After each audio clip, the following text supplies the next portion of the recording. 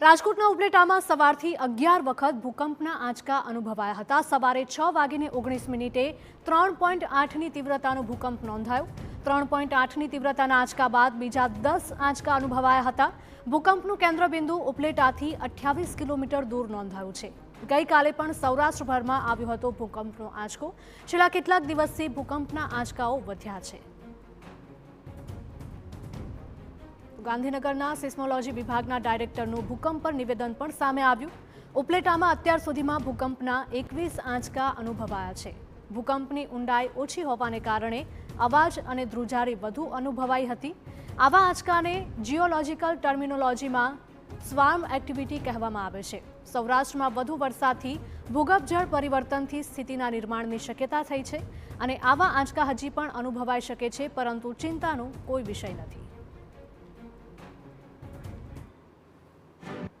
प्रकार के जो अर्थक्वेक्स हैं, जो थोड़े समय काल में बहुत सारे अर्थक्वेक्स आ जाते हैं और लगभग एक साथ के मैग्नीट्यूड के होते हैं, इनको स्वाम्स टाइप ऑफ एक्टिविटी बोला जाता है। तो ये स्वाम्प टाइप ऑफ एक्टिविटी है और हमारा ऐसा मानना है कि इस बार सौराष्ट्र में हैवी मानसून हुआ है और उसके कारण जो ग्राउंड वाटर लेवल में चेंजेस हुए हैं, उसके कारण वहाँ पे जो ऑलरेडी प्री एग्जिस्टिंग वहाँ पे लीनामेंट्स या फ्रैक्चर्स हैं, उनके थ्रू पोर प्रेशर नीचे ट्रांसफ़र हो गया है और वहाँ नीचे से जो लीनामेंट्स में जो स्ट्रेन जनरेट हुआ है वो वहाँ पे उसको एक पुश मिला है और उसके कारण वो जो एनर्जी वहाँ पे एक्युमुलेट है, स्ट्रेन एनर्जी, वो रिलीज़ हो रही है अर्थक्वेक्स की फॉर्म में। 24 કલાકમાં ભૂકંપના 21 જેટલા આંચકા છે તે નોંધાયા છે।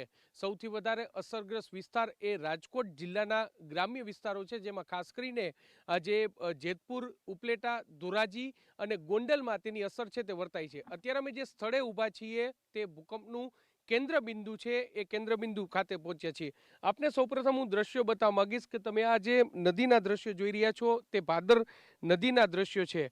સિસ્મોગ્રાફી વિભાગ છે, સિસ્મોલોજી વિભાગ છે, તેમના દ્વારા જે તારણ કાઢવામાં આવ્યું છે કે જમીનના પેટાળમાં પાણીનો પ્રવાહ છે તે વધારે હોવાના કારણે જમીનની અંદર જે ફ્રેક્ચર થતા હોય છે, એટલે કે જમીનમાં જે તિરાડો હોય છે તે તિરાડોમાંથી પાણી પસાર થવાના કારણે આ પ્રકારનું ડિસ્ટર્બન્સ છે, આ પ્રકારના આંચકા છે તે નોંધાતા હોય છે અને તેની અસર છે તે જોવા મળી છે। કારણ કે જે કેન્દ્ર બિંદુ પર આપણે ઊભા છીએ તે ગામની આસપાસ જ જે પ્રકારે પાણી છે તે જોવા મળી રહ્યું છે ને અહીંથી જે ભાદર નદી અને ભાદર એક ડેમ છે તે ખૂબ જ નજીક છે તે થાય છે।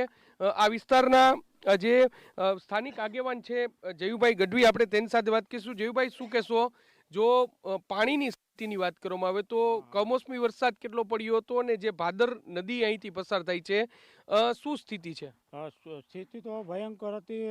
જે દિવાળી ઉપર માવઠું પડ્યું ત્યારે ખેડૂને બહુ નુકસાનકારક થયું અને ભાદર 1 નંબર આપણે લીલાખા છે અને 2 નંબર અમારે લુણાગરીથી ને 15 કિલોમીટર ભૂખી ડેમ 2જો નંબર અને અત્યારે પાણીનો ઘેરાવો અમારે લુણાગરીના પુલ પાસે પહોંચ્યો છે અને પાણી આવે તો પરિસ્થિતિ તો બહુ ભયંકર।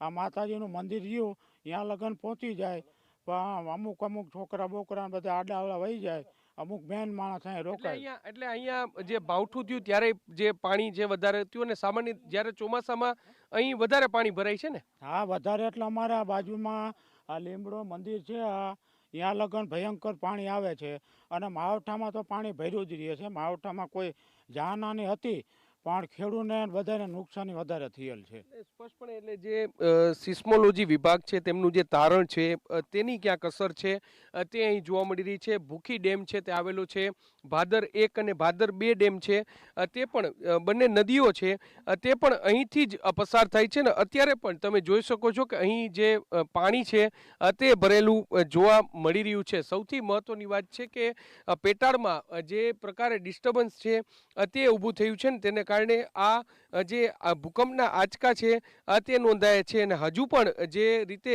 કહેવામાં આવી રહ્યું છે કે હજુ પણ આગામી દિવસોમાં પણ આ આંચકા છે તેની સંખ્યા છે તે વધી શકે છે। લુણાગરી ગામ ખાતે અત્યારે અમે ઊભા છીએ અને અહીં જે પ્રકારે દ્રશ્યો સામે આવ્યા છે, સ્થાનિક લોકોએ 11 જેટલા આંચકા છે તે અહીં અનુભવ્યા છે ને તેનું કેન્દ્ર બિંદુ છે તે આ જ લુણાગરી ગામ છે।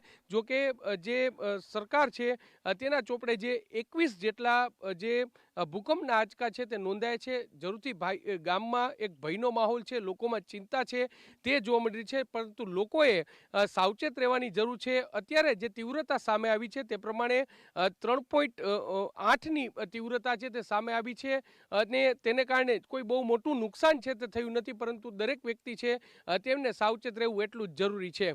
કેમેરા પર્સન ભાવેશ લશ્કરી સાથે મોહિત ભટ્ટ, TV9 જેતપુર.